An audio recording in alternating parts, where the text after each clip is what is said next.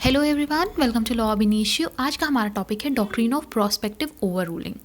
Prospective over ruling का मतलब होता है फ्रॉम नाउ ऑनवर्ड। सिंपल सी बात है, जैसे कोई जजमेंट आता है तो उसमें बताया जाता है कि या तो इसका रेट्रोस्पेक्टिव इफेक्ट होगा या नहीं होगा। प्रोस्पेक्टिव ओवर रूलिंग में क्या बात होती है कि जो भी इसका अफेक्ट होगा वो इन फ्यूचर से अप्लाई होगा। मतलब अगर कोई भी जजमेंट है वो हम उसे क्या करेंगे, रेट्रोस्पेक्टिवली अप्लाई नहीं करेंगे। रेट्रोस्पेक्टिवली जो भी काम हुआ है उसे वैसे ही चलने देंगे, उस पर कोई अफेक्ट नहीं पड़ेगा, बल्कि अफेक्ट अब क्या पड़ेगा, फ्यूचर से अफेक्ट पड़ेगा। ठीक है, इसका सिंपल मीनिंग होता है नाउ ऑनवर्ड। इसमें है कि जो भी चीज़ें, जो भी डिसीजन आया है, जो भी ओवर रूल कर रहा है अर्लियर लॉ को या रूल को, but still it will not have any affect on earlier decided cases. जो केसेस हमने अर्लियर डिसाइड कर दिए उन पर कोई भी असर नहीं पड़ेगा।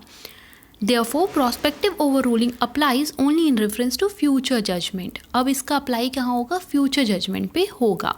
पिछली जो भी बातें हुई उस पर इसका कोई भी अफेक्ट नहीं पड़ेगा। कार्डोजो जस्टिस थे जो बेसिकली इसके ओरिजिनेटर या प्रोपाउंडर माने जाते हैं। उन्होंने प्रोस्पेक्टिव ओवररूलिंग दिया।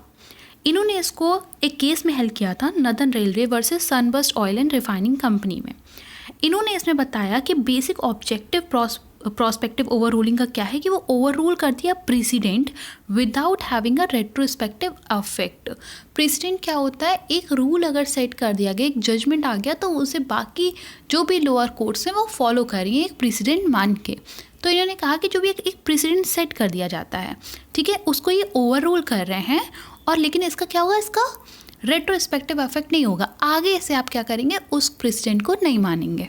ठीक है, कार्डोजो ने कहा कि जो डॉक्ट्रीन है, if it is not given effect it will wash away the whole dynamic nature of law.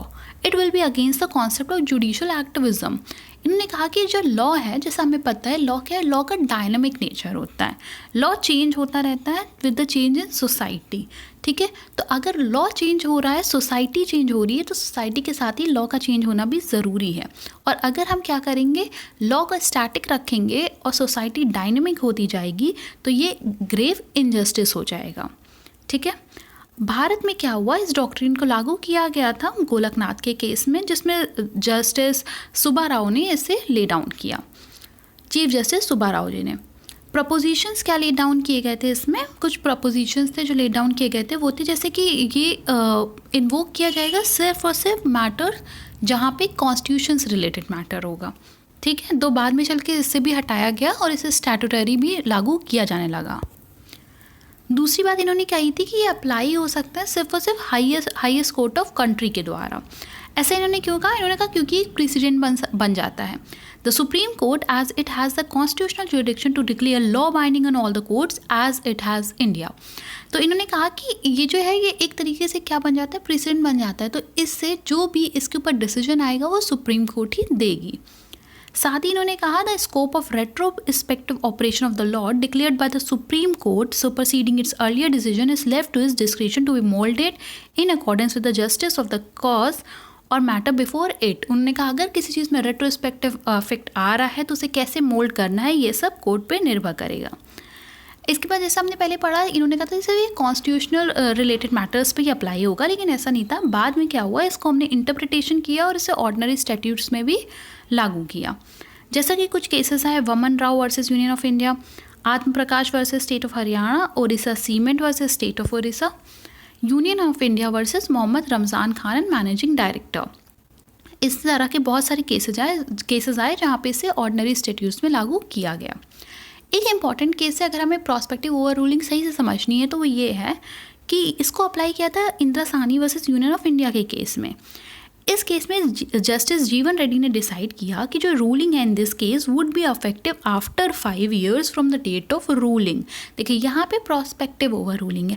हम किसी केस को कब, हमने एक चीज़ लाई, हमने कोई चीज़ लागू करनी है, इंदिरा साहनी के केस में आया जैसे रिजर्वेशन के बारे में, तो इन्होंने कहा ये अफेक्टिव होगा 5 साल बाद से। ठीक है, the court thus postpone giving effect the ruling for 5 years from the date of judgement.